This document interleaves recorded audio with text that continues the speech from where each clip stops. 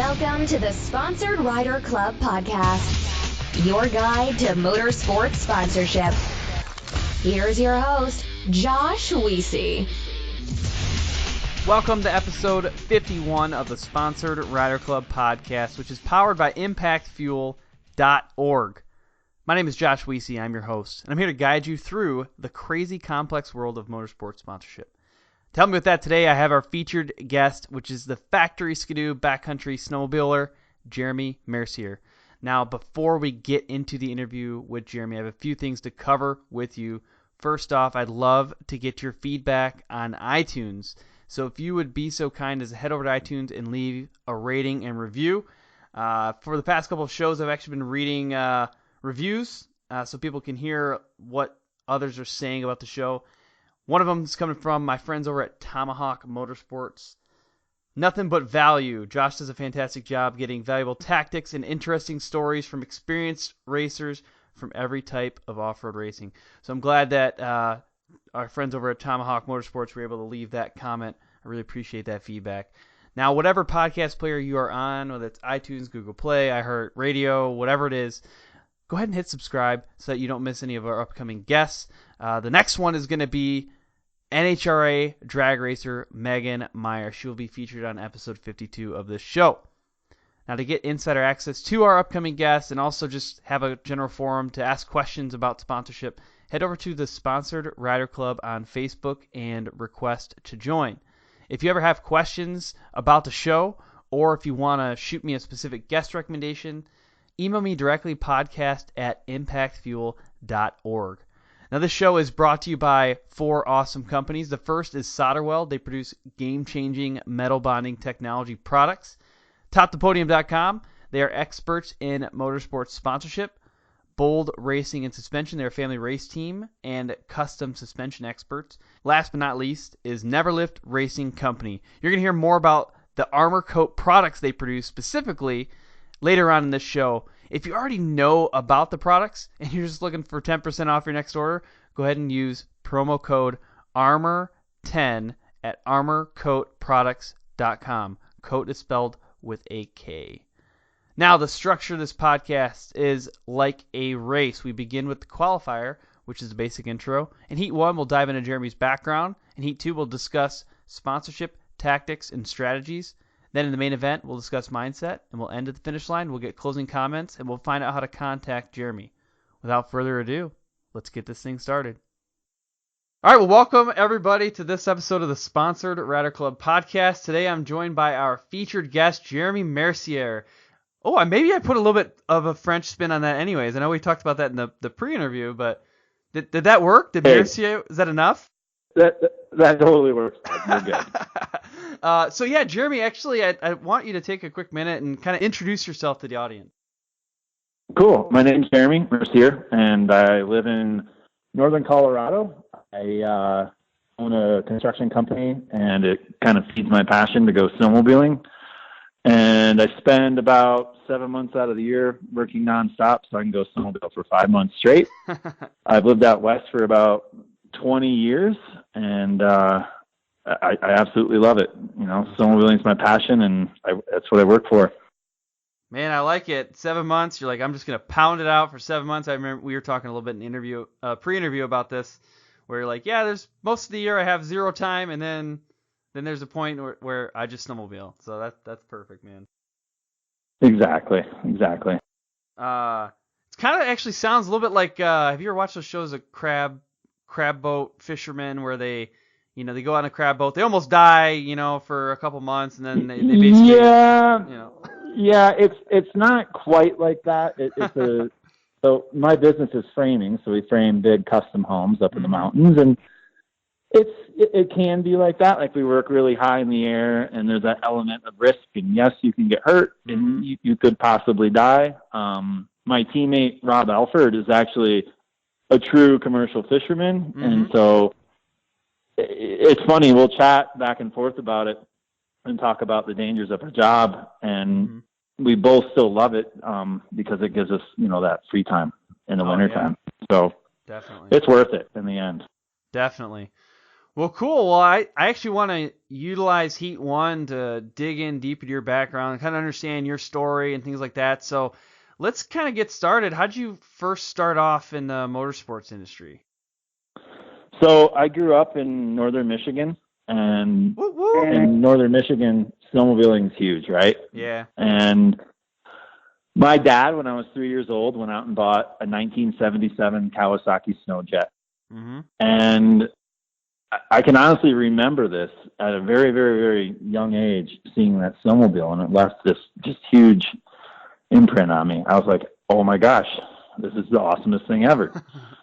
So when I turned 5, I got this really cool yellow plastic Skidoo with no motor, unfortunately. But what my dad used to do is he used to hook up a rope up to the back of the Kawasaki, up to the front of my little plastic Skidoo, and literally take me out on the trails and tow me around for hours. Oh, yeah, that's cool. And so I started doing it at a very young age. And as I got older, we got newer snowmobiles and kept going out together. And I grew up snowmobiling with my dad. Mm-hmm. And it became our just, after work, like as soon as he got home, like, Dad, let's go snowmobiling. And most times he's like, all right, let's go. And because I grew up in northern Michigan, we were really fortunate. We just were able to ride right out of our garage and hit the trails and go rip around. And so it started at a really early age. And, snowmobiling was a big part of it. But when I turned 8, I got a dirt bike. And so I went from riding snowmobiles in the winter to riding dirt bikes in the summer. And I became a motorhead just like that. By the age of 12, all I could think about was either riding snowmobiles or motorcycles. And to this day, I'm no different. I'm exactly the same. Right. Oh, that's cool, man. So where about in northern Michigan? I'm from Michigan as well. I'm in southwest Michigan, Kalamazoo area. Oh, right on. Yeah, my sister lives over in Grand Rapids. Okay. I grew up in Houghton Lake, so kind of center of the state. Oh, yeah. And we had this huge festival every year. It's called Tip Up Town. Yeah, Tip Up Town. Yep. Yeah, big deal. And, it was really cool where I grew up. There's not mountains, and it's not the terrain I'd want to, I'd want to ride now necessarily, although it'd be fun to go back and do it. But it was awesome. We could ride from our house. We could go to another town. We could stop at a restaurant. My dad would have a beer. I'd have a soda. And we'd go to the next town. And it was just, a really cool family bonding experience. And actually my brother and sister got into it when they were a little older as well. So kudos to Michigan. It's a really cool place to go snowmobile in my book. Yeah, man. I haven't spent much time out west. I've really only had one trip out there, snowmobiling, and Curtis Fernie took me out there, and I did horrible. Like I just was horrible. So, I've been riding Michigan trails my whole life, and it's definitely two different things, right? The Michigan trail riding is like you go out, you pound out some miles, you hit destinations, you're definitely not tired. I mean, yeah, back in the day you used to get pretty beat up on the sleds from hitting all the bumps, but like nowadays new sleds it's not as bad. But that's totally true. But at the same time, I can remember as a kid, like just being like, I'm not gonna ride the trails. I'm gonna go see where I can go. And I would like bushwhack through forests, and I'd like make my own trails. And so I think a lot of it carries over. It's just the difference out west is we just get a lot more snow. Exactly. And it's a lot more extreme. It's a lot harder to adjust to that riding. And back in Michigan, it's a different snowpack. It's denser. You stay on top, and here, we might get a 5-foot dump overnight, and you better know how to ride it, right? So it's two different animals, but they're still both fun. It's snowmobiling. Yeah, it's still a blast. Oh, cool, man. So, all right, so you're out west, and you're riding sleds a little bit more out there. I mean, let's take it now from that point to today. What are some other things that kind of happened? So when I was growing up in Michigan, I started to love snowboarding, and I would see, like, I used to subscribe to like Snowboarder magazine, right? And it was the first time I ever saw mountains. It was in the magazine. I was like, wow, that's amazing. Like, look at that. And so as I got older, I still snowmobiled, but I loved snowboarding. And when I turned 18, it was just in my head already. College is not for me. I'm moving out west. Mm-hmm. And so I moved to Colorado and moved to Vail, Colorado, actually, and got a job doing construction. And it's funny because the same thing I do now is what I did when I was 18 almost. We worked on this construction site from April until Thanksgiving, and the boss was like, "Hey, you know, I don't know what to tell you." And I didn't really care. I was like, "Cool, I'm gonna go snowboarding." Mm-hmm. So from like 18 to 21, 22, all I did was work all summer and then go snowboarding in the winter. And at the time, I couldn't afford a snowmobile. Like, just wasn't happening. So for about a 4 or 5 year period, I didn't ride sleds. And to be honest with you, at that time, that was in the late 90s, early 2000s, I just needed a break from it because I grew up with it. Mm-hmm. And plus the mountain segment was just kind of starting, and it wasn't quite there, if you know what I mean. It was like trail riding with a little off trail riding, and you're riding old machinery that just didn't quite cut it in my book. Mm-hmm. Mm-hmm. And what changed it was, and not to like bring up brands, but in 2004, I was snowboarding up on Vail Pass, and my buddy bought a Skidoo Rev. Mm-hmm. And that snowmobile, to me, that's what restarted my whole love for snowmobiling. I stood on it, and I was like, dude, finally. Like, you know, you got to stand up, you're rider forward, and it felt kind of like a dirt bike to me a little bit, which I grew up doing. So, you know, from there on, like, snowmobiling really progressed to me. That's when I fell back in love with it. And at the same time, I didn't have a ton of money, but I slowly got back into it. And here I am today. You know, I'm literally doing the same thing I was doing when I was 18 to 22 years old. Right. Oh, that's cool, man. Good story. So you're riding a Skidoo now, but tell us a little bit about your current sled. So I have two 2018 sleds in the garage. One is a 165 3-inch, and it's kind of my everyday backcountry sled. It's really good in the deep powder. It's really, really good in technical tree riding and has super good flotation. It's my go anywhere snowmobile. And then I also have a Skidoo Summit Freeride 154 with 2.5-inch paddles. And it's more of I guess the word would be like a more jibby kind of snowmobile. It's a little more, it's just a different ride where it, like, if you're cruising through maybe a whooped out section, it handles it a little bit better and just kind of goes over the bumps better. Just a little different ride. Whereas a 165 Summit, a lot of times I'm riding it maybe a little slower pace, if that makes sense. But they're both 850s. They both rip, super fun to ride. Yeah, I rode one of the new 850s out west, and they are really impressive machines, man. I like them a lot. Yeah, I got to ride one up in Canada for the first time. The first time I rode one actually was in Canada, and we started out at 1,000 feet, which is a huge difference from where I live, and I couldn't believe it. It was like night and day difference between the 800 E-Tech, like right out of the box. And granted, I was close to sea level, but it's just an awesome motor. It really is. Yeah, I completely agree. Really cool sled. Love the clutch setup. Really, really smooth. Have a lot of power. They look good, right? I mean, I just actually bought a new sled. Well, I guess it's new to me. I don't know how new it really is, but I got a new sled, and man, I had such a hard time. I love all the brands. Like, this is the first time where I sat down, like, because I've been a cat guy since, I don't know, 99 or 2000 or something, and I've always owned cats, and this is the first time I was like, gosh, I really want a Skidoo. And I was like, well, no, I kind of really want a Polaris. I was like, well, actually, I kind of want a Yamaha. And I was like, well, maybe I'll stick with the Arctic Cat. And And I ended up getting a cat again because the 4-stroke turbo thing just drew my heart in. I got to try that. But Yeah. it's just man, all the sleds are so cool, and they have different, unique things that I think make all the sleds pretty neat. So I like it. It's a good, exciting time for snowmobiles.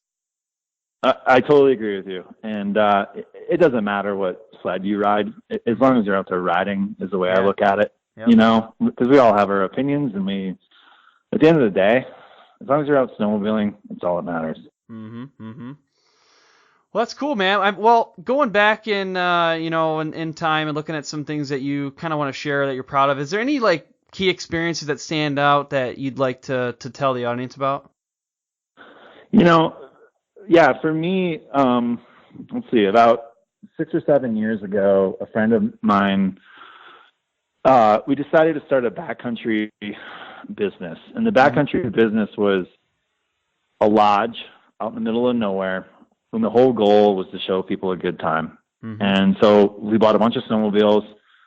We bought some for taking people skiing. And we literally, for 4 years, just showed people how to have a really good time on the snow with snowmobiles, skis, snowboards, whatever. It didn't matter. And honestly, that's kind of where it all stemmed from. For me, like, I became a guide. And so I was taking people out on backcountry rides and showing them like what the true backcountry is all about. And we would, go out for the day and do a little bit of avalanche safety. We would do a little bit of instruction. And when we came back at the end of the day, we were building this ultimate experience for people. And that's something that was really cool for me, right? So that's kind of like one of the big things that stands out in how I got started in the whole like sponsorship role is I was kind of already doing it. I was already showing people how to go out in the backcountry on sleds and have a good time. Mm-hmm. And so that really stands out to me as far as like things I've accomplished or key experiences, I should say.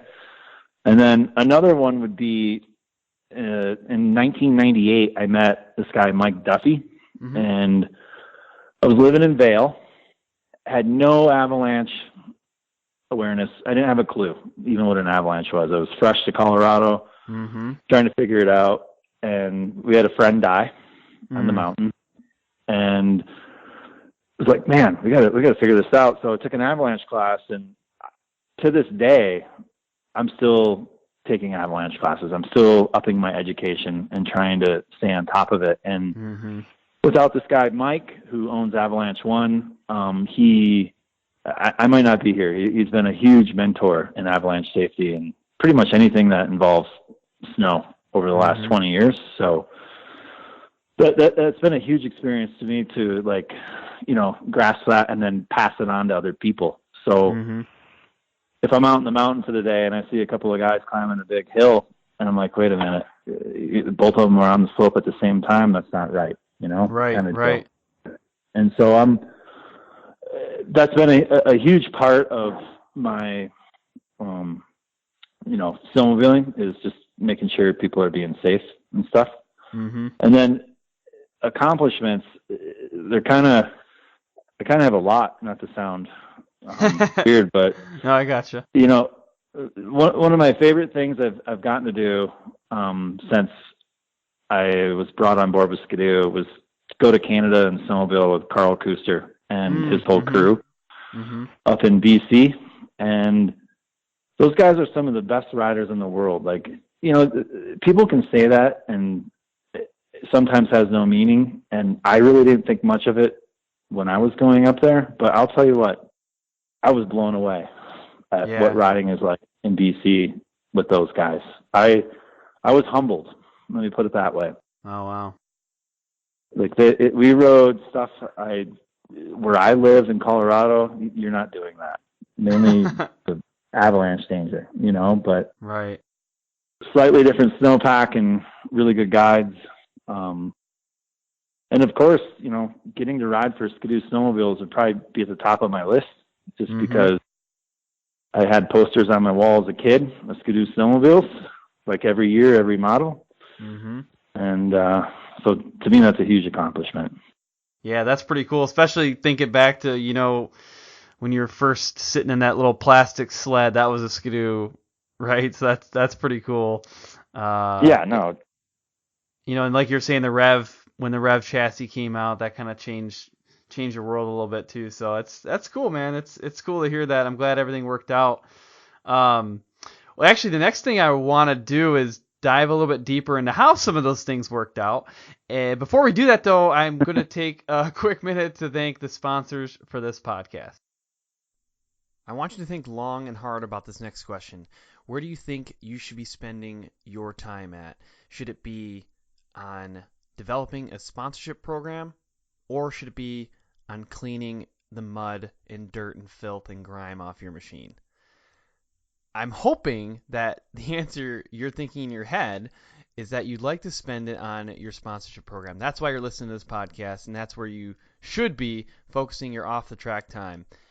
But sometimes that mud and grime and whatever, it's there, and you got to get it off your machine, right? And that's actually why I want to talk to you next about Armor Coat, brought to you by Never Lift Racing Company. So Armor Coat products help prevent mud, clay, ice, all that other garbage stuff from sticking to your machine, and ultimately it ends up cutting your cleanup time in half.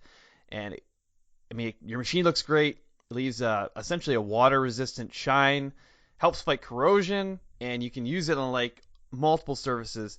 So it's ultimately fantastic. And really the purpose of this product, like I said before, is to make the racer's life easier. Now, if this at all intrigues you, I want you to check out Armor Coat at armorcoatproducts.com. Coat is spelled with a K. And when you get there, use promo code ARMOR10 to get 10% off the products. I hear it constantly from racers that a good suspension setup is absolutely critical for performance, and that's why I'm going to talk to you next about Bold Racing and suspension. Now, it's really critical to understand your suspension, and there's so many intricacies with the valving and the shims and all this crazy equipment that you need to actually, rebuild and properly set up your suspension, that it's really important, if you're ready for that next level of performance, to partner with an awesome suspension company. Now, Bold Racing is that company. They're not only specialists with their suspension setups, but they also partner with companies that produce amazing custom components. And on top of that, they're a family race team. They actually race themselves, so they really understand the type of beating that your vehicle and your shocks can take. So what I want you to do is give them a call and just chat with them. Talk to them about suspension. Their number is 702-506-5354. If you're not ready for a phone call, go ahead and shoot them an email, bold.racing@yahoo.com. Have you ever been out on the trail or at the track or in the middle of the desert and something breaks? Well, of course you have. We've all been there. But a lot of people at that point, they reach into their trusty toolbox for the duct tape or the zip ties or wrenches to fix their machine. However, there's a feeling that you get when you realize you need more than just duct tape to fix that rock chip in your radiator. That's a horrible, horrible feeling to have. And that's why I'm going to tell you next about Solder Weld's metal bonding products, specifically alloy sol. So this product gives you a longer term fix than JB Weld, which is just going to get you back to the trailer or back to the pits. With basically the assistance of MAP gas or propane torch, you can quickly and easily repair an oil cooler, radiator, AC line, or any crack or hole in aluminum. And better yet, alloy sol flux is the only flux in industry that cleans and decontaminates the dirty and greasy surface for you. So you don't even have to worry about that part. The alloy sol rods are actually capable of a 30,000 PSI fix, and they're stronger than even the parent metal, and they're built to last the lifetime of the part. So don't let a simple radiator leak leave you out of the race or broken down in the trail. Bring along some alloy sol aluminum alloy repair rod and flux from Solder Weld. I am constantly asking the guests of this podcast how they attract and retain sponsors. And on almost every single occasion, somebody gives an example of a resume. A rider or a racer resume is extremely important to your overall sponsorship pitch and proposal. And it's tough to do. I mean, it's not really the easiest thing. Anybody can go through and put together a resume, so don't get me wrong there, but it's really difficult to get something that's like unique and different and stands out, and that also is something that can be put across multiple platforms. Well, that's one of the things that I want to talk to you about next, is how topthepodium.com can actually help you build a race or rider resume that can be used on multiple platforms. I'm talking like website, PDF, something you can print off that's interactive, that looks fantastic. It looks absolutely professional. Well, that's because it's made by a professional. This is the type of thing that's going to set you apart from the crowd, and that's going to position you for a strong sponsorship proposal. So what I want you to do next is go to topthepodium.com, and if you have a question, there's a little chat icon that pops up on the side of the screen when you go to topthepodium.com, and you can go ahead and type your question right there. Jeff Vanestal, he is the owner of Top the Podium. He's going to be able to respond to you directly, so check it out. All right, well, welcome back, everybody. We are in Heat 2, and we're going to get a little specific. We're going to try to understand how some of these things happened for Jeremy, how he got hooked up with Skidoo, and just trying to pick his brain a little bit, get some value. So I kind of want to kick this off, Jeremy. If you could just walk us through who some of your current sponsors are. You bet, bud. So Skidoo Snowmobiles is my first sponsor, and SCS, they're a wrap company. They make wraps for snowmobiles, and then Backcountry Access would be my third sponsor, and they make beacons, avalanche bags, probes, shovels, anything to do with avalanche safety. Mm-hmm. One thing I've noticed with Backcountry Access, they've made their products so visible, like you can tell right away what kind of avalanche safety pack you got on it. The shape of it, the way it comes around your chest and everything, the where they place the logos at, like you just know instantly what brand avalanche pack you have. They have done a really good job at that. I didn't even think about it. You are correct. Yeah, that's one of the first things I notice. I mean, honestly, when I'm looking at pictures of backcountry riders, I'm like, oh, yeah, the Backcountry Access. Oh, got it. That's pretty cool. And they just have that look to it. It's very memorable and very noticeable. One of the things with Backcountry Access, which a lot of people don't know, and I actually kind of, am really proud of them for this, is they're snowmobile friendly, and there's a lot of avalanche safety companies out there that give money, from their proceeds to stop snowmobiling, which stinks. Mm-hmm. And BCA, Edge, the vice president who started the company, he snowmobiles, and that's a product I want to buy. Mm-hmm. Because he's not giving money away to people like Winter Wildlands Alliance, for example, who, basically are out to, try and stop people like me from having a good time on the snow. Right. So they're a pro snowmobile company. They make a really good product, and that I'm proud to have them as a sponsor. I think they're great. Oh, certainly, man. Certainly. Well, what I kind of want to dig into next is maybe how these relationships started, if there was contact that happened, how did things really kick off? So, I don't know, can you share a couple examples about that? Sure. So about 4 or 5 years ago, I got a call from a friend, and he was like, hey, I heard Skidoo was looking for an ambassador in Colorado. And I was like, oh, cool. And honestly, I didn't really think a ton about it. I was like, yeah, whatever. And then another friend called and said, hey, I put your name in a hat. And I was like, what are you talking about? And he's like, well, Skidoo is looking for an ambassador in the state of Colorado, and I think you should be it. Mm-hmm. And he gave me the person's phone number to call. Mm-hmm. And again, honestly, at first I was like, yeah, I don't know. And called him up one day, chatted. It was probably the shortest phone call I've ever had, because he doesn't know me. I don't know him. And he's like, well, cool, send me this, send me that. And I literally sent him my resume of my life. I sent him a few simple photos, a video, and never heard back from him. Nothing. Mm-hmm. And maybe 4 months went by, and I got an email that said, hey, why don't you send us a few more things? So I did. I sent a little more info on myself, some more pics and videos. And again, a couple of months went by, and I didn't have super high hopes because there's a lot of great riders out there. And I was just like, yeah, whatever, it's cool. They had my name in the hat. Mm-hmm.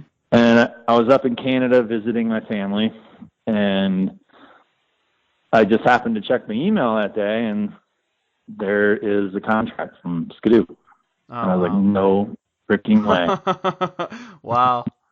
And I was with my dad, which makes it more fitting because he's the guy that started it all for me. So yeah. it was a huge moment in my life just because that's what we grew up doing, and we did it together to share it with him and have a beer and be like, wow. You get to ride for Skidoo snowmobiles. So yeah, that's kind of how my story went. Of course, there's a little more to it, but that's basically how it went down. No, it's cool, man. One of the things that I think it's important that you went, 4 months without having any knowledge of anything going on. I mean, you're probably thinking like you probably forgot about it a week later, and that old application or. I would say I never forgot about it. It was always on my mind, but it was in the back of your mind. Yeah. Yeah, but at the same time, like, yeah, whatever. Right. I'm just one of those guys in life where, like, I didn't push it. I gave it my all when they asked, and I let it go. Mm-hmm. And it was, it was just a huge moment in life. It meant just the world to me, to be honest. Oh, yeah, definitely, man. I think it's awesome stuff. One of the things I want to try to dig into a little bit is going back to the network connections that you kind of had. So a lot of times when I talk to people on this podcast, they'll bring up examples of how they're like, yeah, I've really been making connections for like 5 years or 2 years or whatever it is. And, then the right moment came up, the right person to talk to approached me, and it just kind of worked out from there. But, I'm guessing that there was probably some things like you were saying that started happening before that maybe you didn't know necessarily it was going to lead to, a partnership with Skidoo. But I don't know, maybe what are some of those relationships maybe that started before this whole thing, before you knew it was actually going to turn into, a sponsorship? I'd say the one thing that kind of stands out that I remember was I was at Vagabond. That's the ranch that we had that did backcountry sleds and sled tours and skiing and stuff like that. We had American Snowmobile Magazine come out, and Mark Boncher, the editor, loves to go skiing. And he's like, man, I want to go out to Colorado and do some sled skiing. And so he contacted my friend Mike, and the two came out. And they came and stayed at our backcountry lodge. And we took them out. We went snowmobiling, we went skiing. We just had like a super good time. And I think that was one of those things where, he's the editor of one of the biggest snowmobile magazines in the country. And he probably saw some good in that maybe. And to this day, I don't know. He's never told me, but he might have said something to someone at Skidoo. I don't know, And so I think for like people out there, all I was doing that day was doing what I do every day. And if you're, looking to get sponsored and want to meet the right connections, some of them just come naturally. Unfortunately, it's really hard to like explain to people how it all happened. I was just literally doing my thing, just living my life. And here comes American Snowmobile Magazine. They want to go have fun at our backcountry lodge. And I showed them a good time, So it's a tough thing to explain, but hopefully that helps a couple of people. Just continue doing what you're doing. Yeah, I think it definitely does. And I think it's also important for people to understand that maybe the connections that they have now will, in the future create some new open doors, and you might not be able to predict that. Sometimes it just means that, like you're saying, just be yourself, do your thing, and pay attention to some of those people, and they might pay attention to you later. So that's really cool. I also wanted to follow up on how you said somebody put your name in a hat. Like, you had two people that called you that specifically thought about you for this opportunity, and they obviously had some sort of influence on on the industry or on Skidoo specifically. Can you tell a little bit more about that? Like, do you know the details behind what that hat looked like? I really don't, to be honest with you. Yeah. And if I did, I'd love to share it, but I don't. Definitely. I just literally one day got a phone call, and that was it. No, it's really cool, man, and it's nice that you were able to kind of go with it and hang in there for, honestly, it took almost 6 months, right? And yeah, it was about a 6-month period. Yeah, so that's pretty cool. I think you may have said this, but how long ago was that? That would have been almost 5 years ago, actually. 5 years ago, perfect. This is my 4th year riding for Skidoo, so that phone call happened. Yep. That winter. So yeah, it's almost 5 years. Very cool, very cool. Well, at this point, based on some of the interactions you've had with your current sponsors, I mean, how would you recommend somebody else reach out to a sponsor or make contact? I mean, what would be your thought? Where should they start? I would say every day, like if it's your goal to be sponsored, content is king. If you're not making good content, then they're not going to listen. So you have to put stuff out there, whether it be photos, video, or how to wrench on your sled, how to make your wife happy so you can go snowmobiling in the winter. It doesn't really matter, right? Yeah. It's a story, and you're building a brand on yourself.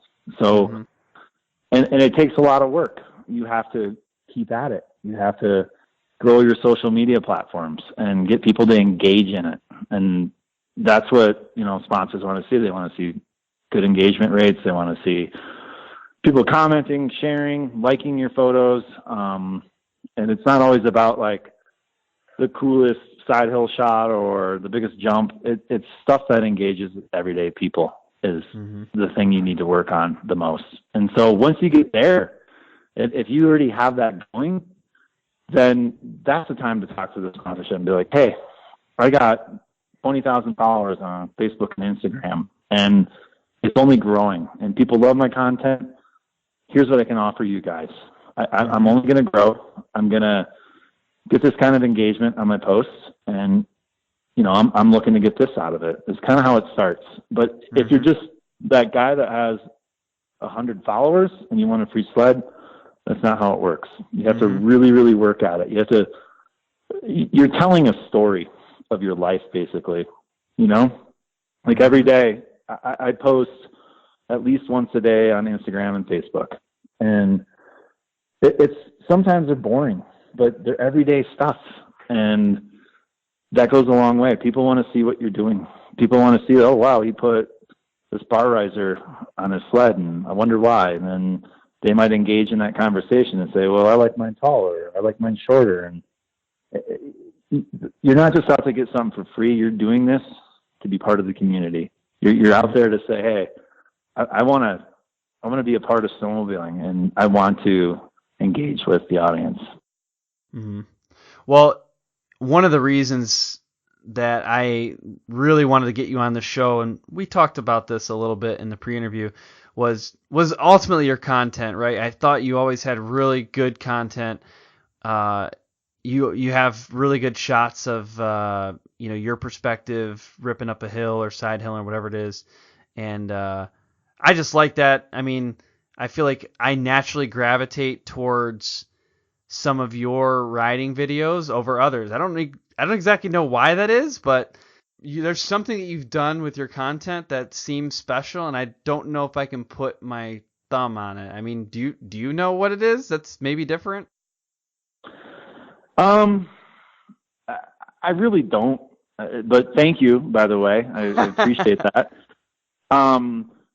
No, all I'm doing, and I just said this kind of, is I'm just living my life and sharing it with everybody. Mm-hmm. And to me, because I love snowmobiling so much, I just love putting content out there. And it has to be good content, of course. And there's days it's not. Some days I'll post a photo. I'm like, why did I post that? Mm-hmm. You know? But really, I'm just out to represent really the just everyday dude that loves a snowmobile. And Mm-hmm. I don't care if it's a gnarly shot or a mellow shot. It doesn't matter. It's in the end, it's just for fun. You know, this isn't my real job. This is what I do for fun. Mm-hmm. Well, one thing that you said that I want to pull out, and we've talked about this multiple times on this show before, but it's tough still, is being yourself. It sounds super straightforward, but sometimes it's hard to be yourself on social media when there's people you don't know that's going to be looking at your content, potentially judging. Well, yeah, they are. All people judge automatically. So they're judging your content, whether it's good or bad. And agreed. I think it feels a little vulnerable. It feels a little vulnerable to put yourself out there and be like, well, this is who I am. And then somebody doesn't like it. Like, ooh, so they don't like who I am. That's kind of stinks. But no, big time. And I get that, but you have to get over that. You know what? Yeah. If you don't try and put something out there and people don't like it, then I hate to say it, oh well, you know, move on. Exactly. It doesn't matter. And because I just grew up snowmobiling since I was 3 and love it so much, I just post what I love. And if I don't love it, I won't post it, right? And I just suggest the same for others. If you're out there doing what you love, people are going to like it. People are going to share it. People are going to like, wow, check out this dude, or this is a great video. Or, man, this really relates to me because this is what I did the other day. Right. If that makes any sense. And no, I think it's perfect. It is really hard to just say, be yourself, especially on social media. You could be anybody these days. You could dress up as Batman and go snowmobiling and probably get more likes than I would ever. Somebody's got to do that now. I think I finally saw somebody wearing one of those blow up Tyrannosaurus Rex suit things on a snowmobile the other day. I love those things. So if people are listening right now and you want me to watch a video, please get one of those Tyrannosaurus Rex costumes. Ride your snowmobile. I will watch it. I'll like it, and I will share it. I promise. I want to bring this up. I think the perfect example of someone being themselves, and this guy owes me a beer for this. Larry the Enticer. I mean, oh yeah, definitely. That guy could not be any more himself, and he crushes it on social media platforms. He's just himself, and that's what it's all about. Just sharing your story, being yourself, not anyone else. I am pretty sure that Larry Enticer gets more shout-outs on this podcast than anybody else at this point. I believe it. He's just figured it out, man. He figured it out. Well, all he did was be himself, and then maybe add a little flair, you know. But all he was doing was just, you know, is an extension of his body, basically. Yeah, man. I've been messaging him trying to get him on the show. He hasn't responded yet, but I'm still working on it. Yeah, well, he's working on his Jay Leno deals or something like that. But exactly. Hopefully he gets back to it, because I will definitely be listening in on that one. Definitely. Oh, that's good. That's good. And that's one of the things that I like to ask people too is, you know, who is someone maybe you can emulate? I mean, obviously you don't want to, if you do the exact same thing as Larry Enticer right now, and you're not Larry Enticer himself, it's probably not going to be that successful because that's not who you are. But, you know, what you can emulate is exactly what you're talking about doing, and what he did is, you know, finding that thing that makes you unique and just be you. Just be you. That's my main message to everybody. Just keep it simple, be yourself. And if it's drinking beer and launching a 1978 Enticer, 104 feet, that's your thing. That's awesome, you know. Yeah. Mine's going out in the backcountry and being responsible and pushing my riding skills, and, you know, every day just pushing. So we're all different, and that's the fun part about social media is we get to see all aspects of it, right? Yeah, I mean, you've already shared a lot of good info on your social media with kind of how frequent you post and the platforms that you're on. But one of the things that we've been talking more and more on the show about, and I know you've had some experience with it, is, Facebook advertising or even Instagram ads and, the challenges that come along with that. I mean, what's been some of your lessons learned or some insights that you've had with the paid advertising on social media? Not that great, to be honest. Yeah. If you have a post that naturally does super well, and it's a good post for maybe your sponsorship, like for me, Skidoo, like riding the new 2018, whatever, Mm-hmm. and it automatically just goes through the roof. Sometimes those are worth boosting. They're good for your sponsors. It gets more people to see it. So it's worth let's say $10 you throw at it or something like that. Mm-hmm. The problem I've encountered with boosting posts, and really anything on Facebook, is the more money you put at it, the more money they expect you to put at it. So let's say you post 5 times and you boost 5 posts, and yeah, those posts crush it and get tons of good reactions. The problem is when you go to post some stuff after your bank account dries up and it's just as good of a photo and it's awesome, it gets like no attention. Yeah. And, yeah. From what I gathered on Facebook, let's say you have 10,000 followers or whatever, 1.4% gets shown non-boosted. So 1.4. A really, really small percentage of the people that follow you will see the most awesome picture you've ever seen. Yeah. And so it's tough. I would recommend to someone out there like getting started on social media just to not bother with that for a bit until maybe you have a sponsor and you really, you do get that glory shot or that moment, and it's good for who's representing you to maybe boost those photos or videos. But it's a double-edged sword. It's a tough game, is what I'm trying to say. Yeah, it's different, man. I mean, I don't know how many years ago, maybe 5 years ago, Facebook pages used to be really, really great from a virality standpoint. If you had 1,000 followers, it was like all of them saw that whatever post you put up, and that's just not the case anymore. It's just not there. No, it's not, and it's a bummer. And Instagram, it's owned by Facebook, so it's kind of the same deal. And I've really noticed it this last year. I have a business page on Instagram, and every time I post, they're like, boost the post for $10. Boost the post for $10. Yeah. And I have yet to boost a post on Instagram. Just for the simple reason, the minute I do, I have to start boosting a lot of them. And, right. And we talked about this in the beginning of the show. I try not to boost a lot of posts. It's just one of those things. Once in a while I do it. Other than that, I'm trying to avoid it. That's my advice on it. Yeah, I appreciate that. I know that there's some podcasts out there. There's one I've actually referred to it before on the Sponsored Rider Club on Facebook.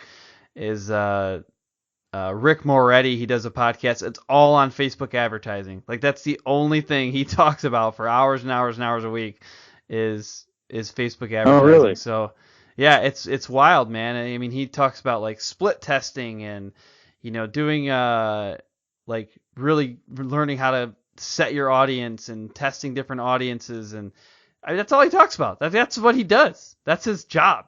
Is Facebook and ads. There's some stuff to that, though. Wow. I mean, if you do get a lot of followers and you do decide to boost a post, you can go on Facebook and there's tons of options who your target audience is. Yep. If they like a certain brand and things like that. You kind of got to be a social media guru, though, in my opinion, to really nail those paid advertisements. And that's not me. I literally was not on Facebook until 6 years ago. So I'm not that generation of super tech savvy. I just try and post good stuff. And Right. That's the best I can do. And the day that ends, maybe that's my end of my days, right? But till then, Yeah. Just keep posting cool stuff. Certainly.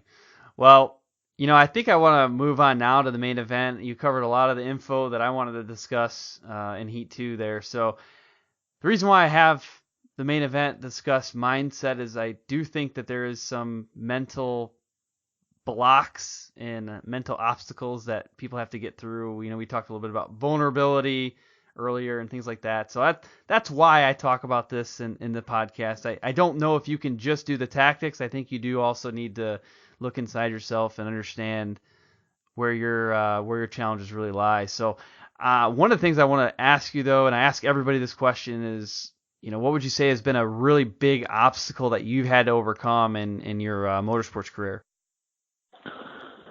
Well, I hope it's okay to say this, but it actually has nothing to do with motorsports. Yeah, that's fine, man. Do it. And so I used to be just a straight general contractor. I would build people's houses from start to scratch. And the problem with that is I was always busy in the winter. I was holding the homeowner's hand at a tile store, looking at some tile I really didn't care about, right? And I could have been out riding powder. So what happened to me is, because I love sledding so much and it's all I wanted to do, I restructured my business. And I said, this is how I'm going to do my business from here on out. And so I set up my business to run, April to November. And that really has nothing to do with the motorsports, but it does. Because what it allowed me to do is, hey, I get to go snowmobiling 6 days a week for 5 months. Right. So I think for a lot of people, out there that do want to get sponsored and ride all the time, one thing I have to tell you is, a lot of sponsors require a lot of content. And you can't get a lot of content unless you have a lot of free time. It's just the truth. Like, yeah, you can bust some stuff out on a Saturday and take 10 photos and spread them out over the week, and that works. But for me, the fresh content, like right off the press, has always been the best, And so going back to your question, for me, being able to ride just every day during the winter was a huge challenge. I was like, how can I ride every day? And that's how I did it. I restructured my business. Man, that's good. That's a great example of a lifestyle business, where you made some significant changes, I would say. I mean, that's a true pivot in your business to allow for you to do the things that you really love. And I think that's awesome, man. I think it was a great example. Cool. Right on. Cool. Well, who would you say has been a big supporter for you, and why? Oh, it's my wife, for sure. She's my number one supporter. She went through the business restructure. She said, hey, I get it. We can live in this area, so you can just live out your life and do what you wanted to do since you were 3. And she's the person in my life that allows me to be basically a kid, and I'm 40 years old. And as long as I pay the bills and go on some vacations and, stuff like that, like provide, I get to do whatever I want. And whatever I want to do is go snowmobiling. So right. That's my biggest supporter all day long. Good deal. That makes good sense too. On a similar line, but still some different question, who would you say inspires you the most, and why? Man, there's a lot to name on that one. I've been really fortunate to ride with literally some of the best snowmobilers in the world, and people that kind of had similar lifestyles to me. Influencer, that's tough. When it comes to Avi safety, it's my friend Mike Duffy. When it comes to someone that lived a similar lifestyle, my age, it's Carl Kuster, who owns Carl Kuster Mountain Camp up in British Columbia.